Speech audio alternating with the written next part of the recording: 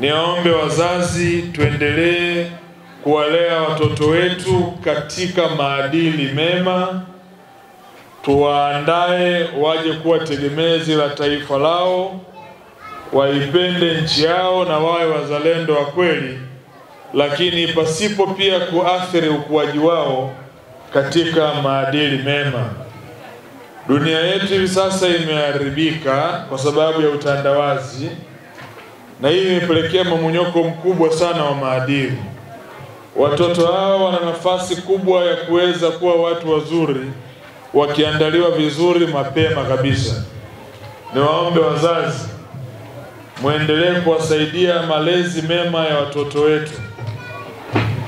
Moja ya changamoto iliyopo hivi sasa ya watoto wengi ni hawezi kula, hawezi kusoma mpaka awekewe simu au tablet. Hiyo ndio changamoto kubwa hivi sasa.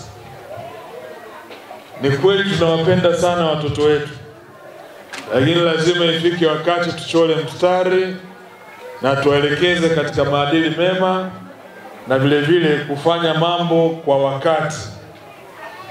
Kuna watoto siku hizi hawawezi kulala mpaka umpe simu, na kuna watoto wanaolala saa 8 usiku kwa sababu wako kwenye simu. Mimi niwaombe wazazi,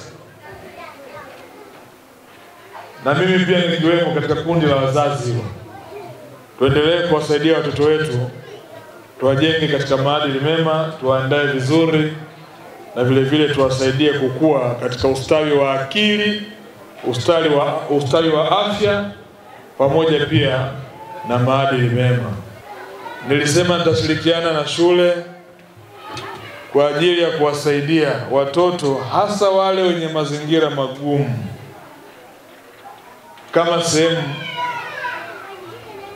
ya kuweza kurudisha kwenye jamii na kuwafanya kuwa sehemu ya shule hii. Najua liko zoezi lilikuwa linaendelea, lakini nimezungumza na ndugu yangu Michael, na bahati nzuri Michael nimekuja na kijana wangu wa Anton Mavunde Foundation ambaye pia nitamkabidhi kwenu.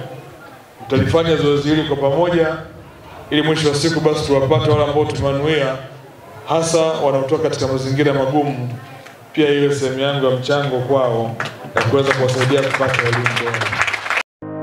Ili kuwa mwanafamilia bora wa Global TV, usisahau kusubscribe, like, kushare na kucomment.